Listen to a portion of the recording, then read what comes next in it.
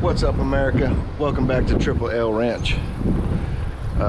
Still not feeling very good. Y'all have to excuse me if I'm sneezing and coughing all over the place. But I can't let that slow me down. I got a lot of stuff to do today, so all of this needs to go to the dump so I can have my trailer back. Once I get my trailer back, I'll go pick up my motorcycle. It's over at a friend's house in his garage. He's using it to go back and forth to work.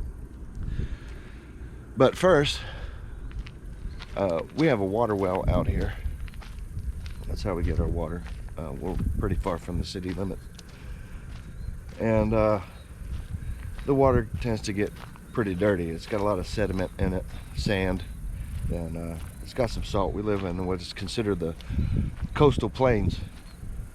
We're not too far from the beach at the Gulf of Mexico here, and so a few months ago we installed a filter system from PRM Filtration, and it does pretty good, man. It makes the water real nice and clear. It even gets most of the salt out. There's only barely a little bit of salt now. We don't use this water as drinking water. We never have, but we do use it to cook or not to cook, I'm sorry, to bathe and wash our dishes and stuff like that. So we got these little filters. These are about $2 a piece. I bought a box of 100, and about every 2 weeks, a week and a half to 2 weeks, I got to change the filter out. So with 100 filters, that's a little almost 2 years worth of filters. And I did find a site where these are a little bit cheaper. I think I'm going to go with them the next time. But this is the 10 micron sock filter, is what they call it. And that's the housing for it. And we're going to change this filter out today.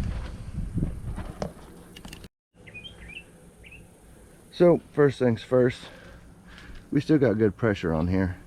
But last night it did spit out a little bit of brown water at us while we was filling up some water in the house. That's a good indication that it's about to go out and need to be changed. So we're going to put it on bypass. We're going to bypass this filter that runs this direction. That way the water's still running. Now it can go that way, and we'll block this one in, and we'll block this one in. And now the filter itself is isolated, and all the houses and the laundry room and all that still have water. Bleed some pressure off of here. Oh, it's clogged up again. Uh-oh. Oh, nope. Pressure went to zero. Zero pressure on the gauge. All right, and then we'll get this taken apart. It's got a really strong spring in it, and I need 2 hands to do it, so I'm gonna set the camera up to the side. Alright, we've got our filter isolated. Bled the pressure off. There's no pressure on it. And now we got to take this clamp off of here. Remove this filter.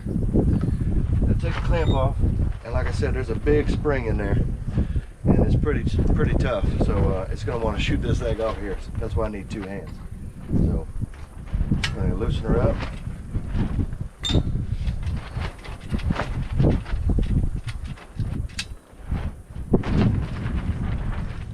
Remove the clamp. See, there she goes. The clamp sitting right there. Set the lid down. Pull the spring. See how the spring's coated in all that sediment. And then pull the filter out. Oh, that's pretty. Oh yeah. I don't know if y'all can see that real good in there, but it's got a nice layer in there of some sediment and whatever else is coming out of this ground out here, sand and what have you. It catches a lot. It does a real good job for us. So also inside of here, let me see if I can get it out. There's a basket. This basket holds the filter in place, keeps it from wanting to get sucked into the line out there. And I don't have running water right here. That's something that we're going to fix. I'm going to put a spigot. I should have when I installed all of this, so I could rinse all this stuff off before I put it back in. But we have a filter to do that for us, right? So get the filter put back into place inside of there, and it doesn't always want to go just right. So I like to take this handy dandy dowel rod and get it to open up inside of there. Come on, man. Open. There we go. Now she's opened up inside of there, all the way to the bottom. Put our spring back. This is the tricky part. You got to make sure that gasket stays on there, sealed inside. There's a little recess and an edge on here that it's got to fit on, and the same thing on the top. There's an edge and a recess here, and so try to do this by yourself. Is not the easiest thing to do. You got to push pretty darn hard down on this lid to overcome that spring, and then with one hand, 1.5 hands, try to get this clamp on here. Oh, you see I already squirted the gasket out. There we go. All right, once you get half of it, it pretty much holds itself. Oh, well, it's gonna make a liar out of me this time. All right.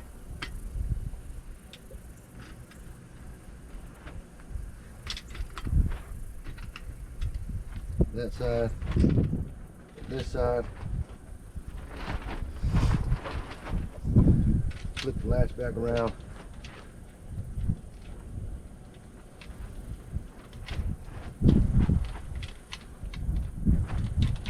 Start pinching her down. See if something ain't lining up quite right on this go around.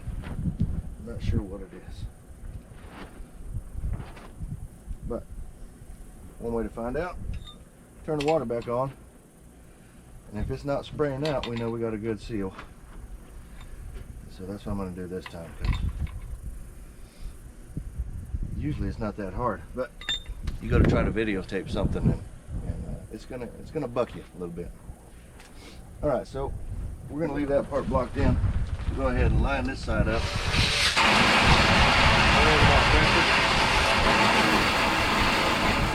Close the bleed. Look for leaks. Looks like it's sealed up pretty good. We did a good job that time. All right, go ahead and fully line her back up.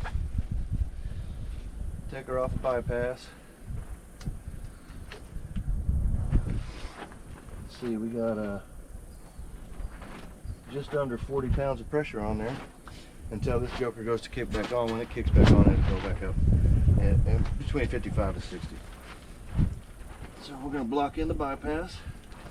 Now everything's running back through the filter.